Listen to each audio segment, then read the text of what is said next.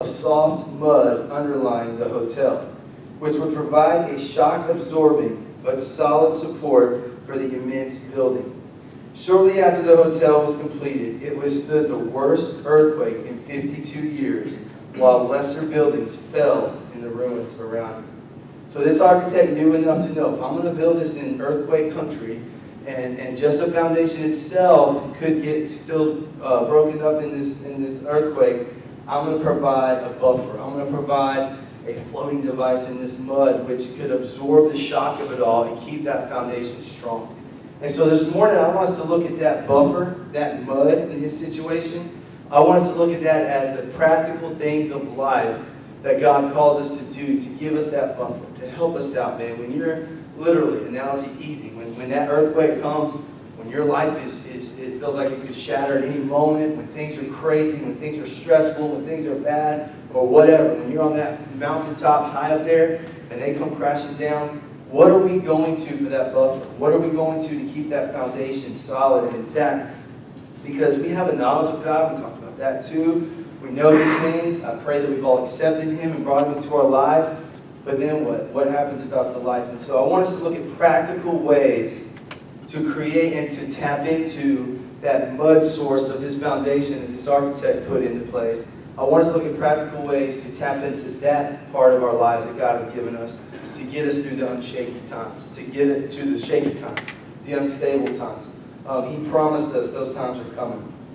Another major picture that God gave me, and this is our theme, our main scripture for today, is this. It's James chapter 1, verses 6 through 8. Check it out on your phones or on the screen, or just listen. Here's what James chapter 1, verse 6 through 8 says. This is another major cause of a shaky foundation. But when you ask, you must believe and not doubt. How many of us, and we can raise our hands, we can be honest here, how many of us don't have a hard time asking God for things, right? Sometimes it's easy. Some things are harder to ask for than others, but usually it's like, all right, Lord, I need this, I need that. Boy, 7.5 hours into our drive yesterday, I need patience, whatever. Like, okay, God, Hope even called me out yesterday. She's like, your sermon said we all have patience, so we don't really pray for it, just tap into it. It's a spiritual gift. I'm saying, God, where is mine? I'm like, all right, it's there, I mean, it's there. But it's hard sometimes, right? You got to tap into it. But here's the thing. Sometimes it's easy to ask God for things. But what about the doubt factor? So this is what causes a shaky foundation. Man, God, I know you are my sustainer. I know you are in control. I know I love you. But then what happens sometimes when a little doubt creeps in and things, all of a sudden that strong foundation of faith, it starts to totter a little bit. It starts to waver. It starts to kind of bounce back and forth maybe. Because when you ask, you must believe and not doubt. Because the one who doubts is like a wave of the sea, blown and tossed by the wind. That person should not expect to receive anything from the Lord. Such a person is double-minded and unstable in all that they do. That's a hard scripture to read. It's a hard scripture to look at. And it's so crazy how God works. He literally gave me a visual picture of that driving yesterday. If you've ever been in the Outer Banks, you got to cross a lot of bridges or take a ferry to get there, right? Well, we took the driving route and we're crossing all these bridges and then we're looking across and at the water and all this stuff. Well, there's this little boat. It's not like a little canoe. I mean, it's a fisherman's boat, but it's not as big as most of them, but it's not too tiny either. But it's just chilling in the water. I saw this guy fishing, and the way the waves were in that moment, I mean, this boat was like left and right and up. I mean, it's crazy. And I just saw the guy there kind of like, I'm thinking, man, you've got the strongest stomach in the world if you can stay on this boat this whole time. And this is what kind of he showed me as I was studying that scripture, and as I pictured that boat in my mind driving yesterday, I was like, you know what? That is us today. That's exactly what God wants to share today about a shaky foundation. I didn't see any holes in his boat. I didn't see any water coming out. I think his foundation was strong. That boat, that vessel was strong enough to withstand all that. But how do you handle getting tossed and turned? How do you handle the things of life that come our way? And when I saw that, I thought, man, he needs some stability. He needs these waves to chill out and to find the things. So here's a question. Here's a fact and then a question. The world is a very unstable place. Amen? Amen. If you are living and breathing today, you know that that's a fact. So the question is that we have to ask ourselves, if the world is so unstable, what is your source of stability? What do you turn to when your world is rocked? What do you turn to? Maybe he turned to a lot of, seasick medicine in that moment, or whatever. Like, when life comes at us and we have that foundation, we're there, we've got that faith, we have God, or maybe we're still seeking for him and he's saying, I got you, I'm right here.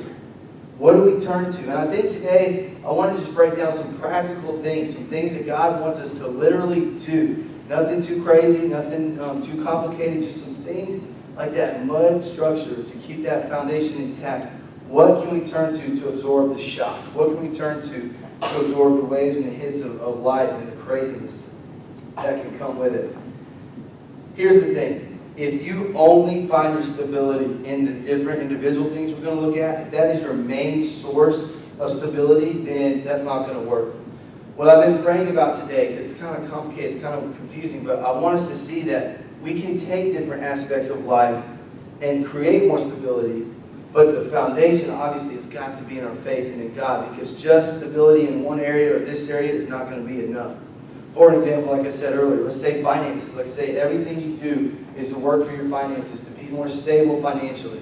Here's two things I can guarantee you. Either one, they're never going to be stable enough, okay, and you're just going to be like, I'm still fighting. If everything into me, if my life would just be so much better, if my life was more stable, if my finances were there, it's never going to be enough. Or two, once you do get your finances stabilized, whether it's managing your money better, or you got that raise, or that $1 million check showed up in your mailbox, or whatever, still looking for that one. But if you find that stability, if you find that just through your finances, what you're going to find out then is, oh my gosh, it's still not enough. My life is still crazy. In these other areas, this is still crazy. So God's not saying you to put it all in one specific area, but he is saying in your time, in your energy, in your workplace, in your finances, in your family life, we can do specific things to find stability in all of those, because it's going to take all hands on deck. It's going to take everything we have serving the Lord to find stability into our faith. Just last night, this is what I want to wrap up with. I want to share a story in practical ways of what that showed me last night. As I was thinking and praying, I was tired, man. You get up early to leave. It's been an awesome week. It's still recovering from camp, all this stuff. And, we're driving. It's about a 9-hour total trip. We're stopping to eat, things like that. I have got to be that guy right now. I'm bragging on my own kids. They're the best travelers ever. Okay, they had an awesome. It was just me, Hope, and the kids coming back. And they slept most of the way, but that trip, that road trip yesterday kind of represented life, okay? For Grace, there was some ups, there were some downs, there was some, I'm so excited, and there was some, I want out of this car seat immediately, like all these ups and downs of that. I thought, okay, that's life, right? That's a picture of life. They both did great. Hayden was awesome right up until about Concord, okay? We were like 7 hours in, about 2 hours, hour and a half away. And then you can tell he's like, I've been in the car seat too long. Like, this is ridiculous, and we had the wheels. Thank God. Who wrote Wheels on the Bus? Thank you, man. Whoever that was, you're awesome, right? And so we're playing, he's calming down. You can just tell he's kind of done with the trip. So it was ups, and there was downs, and there was happy. We had emotions. I said, man, this represented life so much.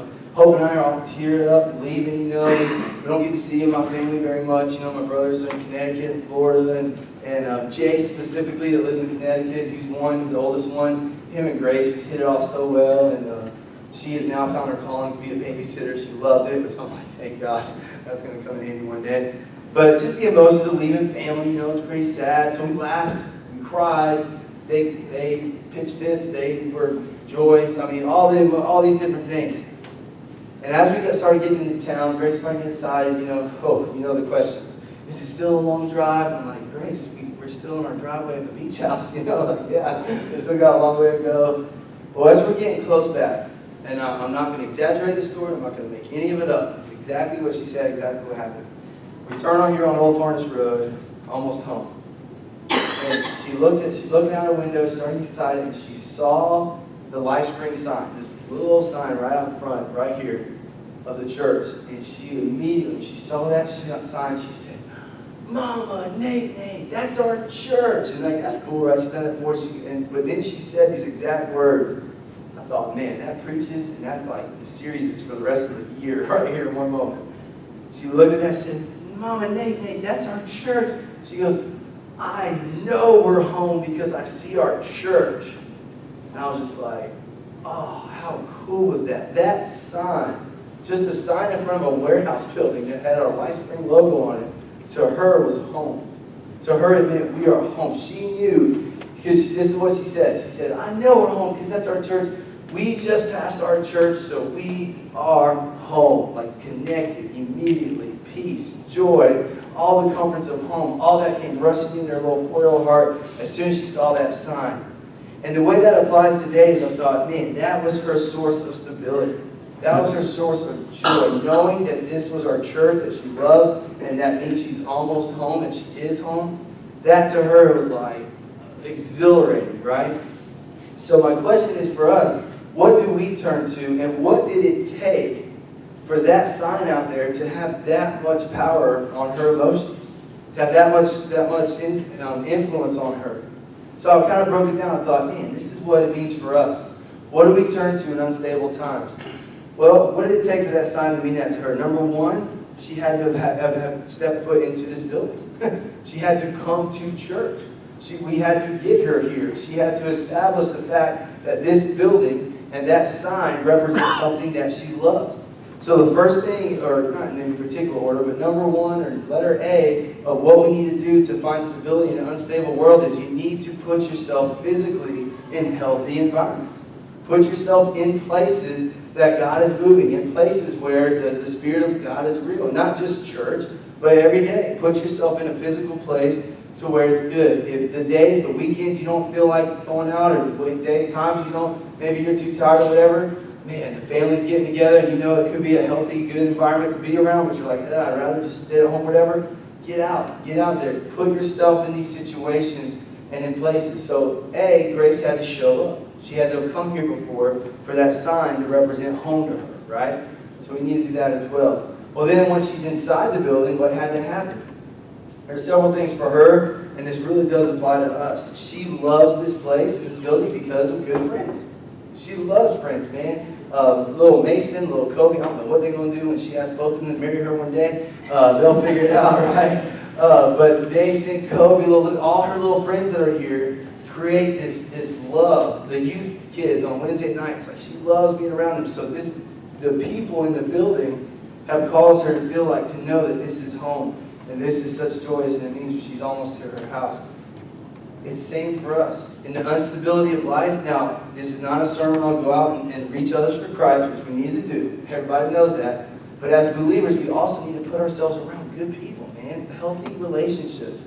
Iron sharpens iron, man. You've got to have those people in your life that aren't doing the things that you're trying to stop doing. Have any of you tried to stop a bad habit or tried to break from sin, but yet you're around someone that's always doing those things? You know how hard that is? That's very tough. Back when I was trying to stop saying certain things or doing certain things, if all my friends around me were saying them and doing them, I realized that is not working out too well. So you got to separate yourself sometimes, but you do need to find that group of people. Her friends here is what makes it such an awesome thing for one of the things.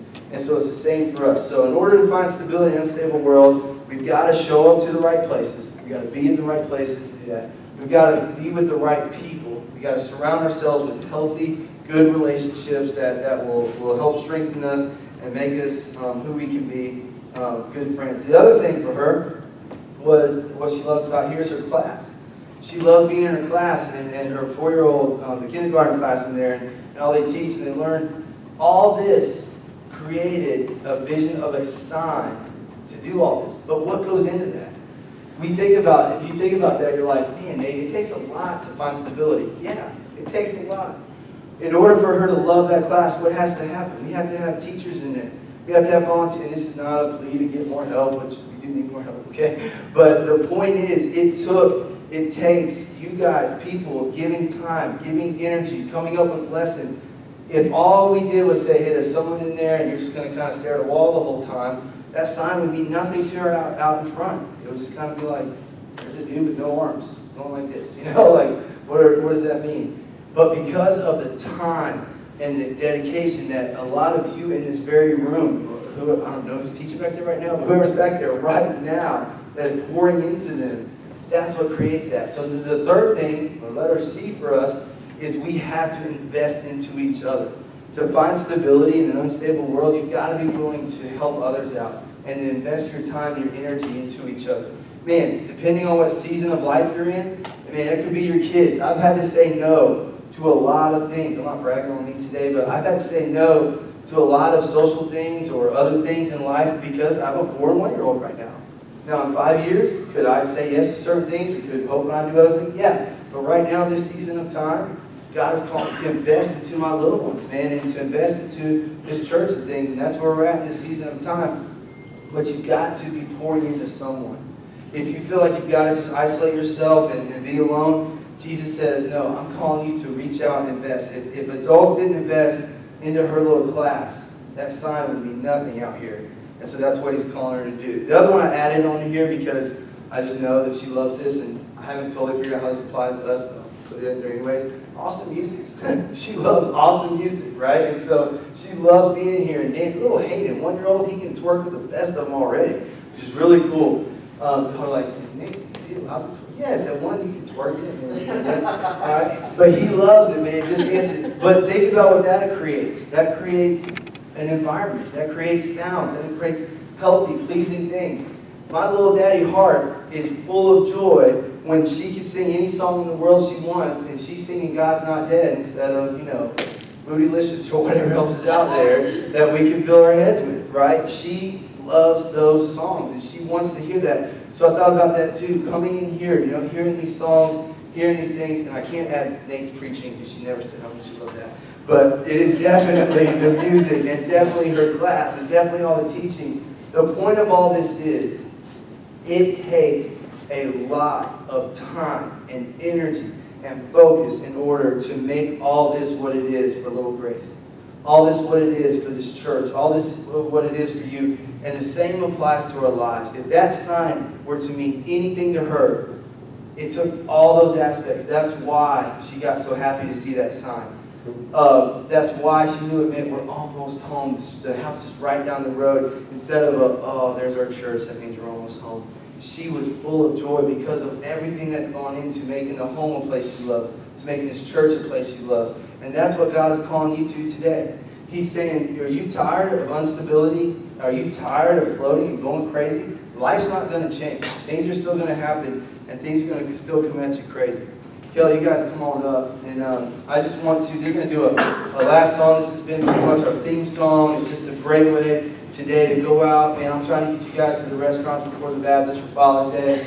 So we're doing real good on that. But I wanted to just encourage y'all today to take these practical things. Take that little thing that happened last night with Grace and apply that to your lives in the sense of, what do I turn to for my stability?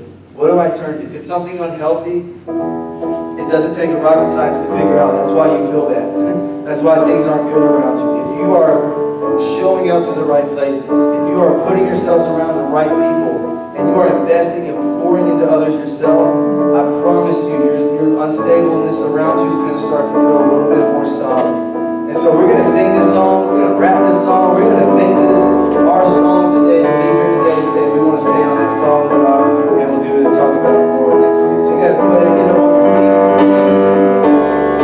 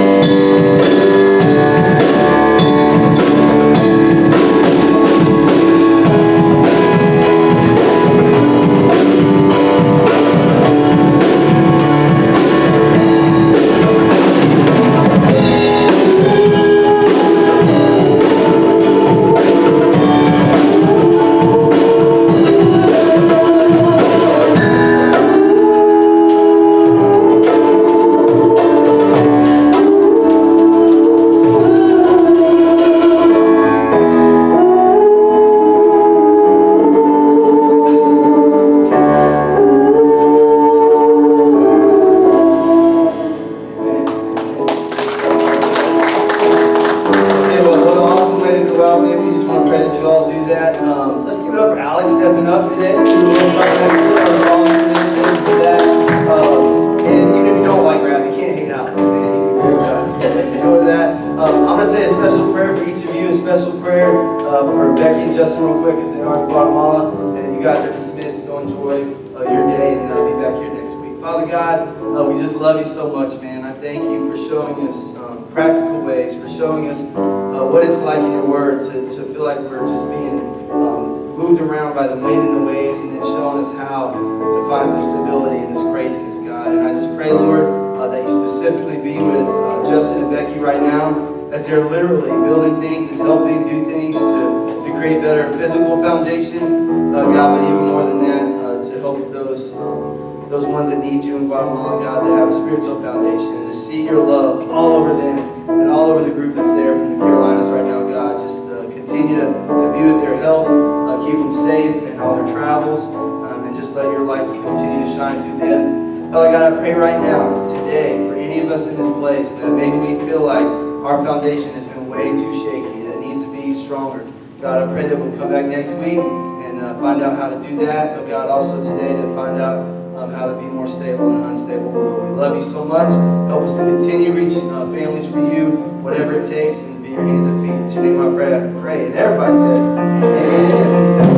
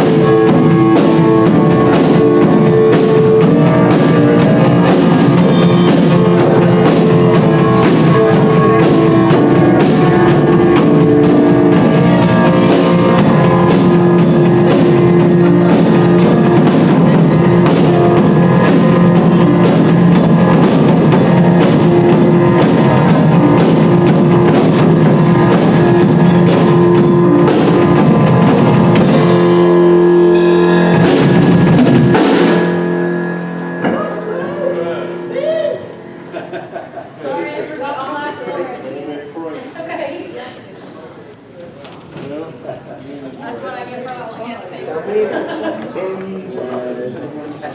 the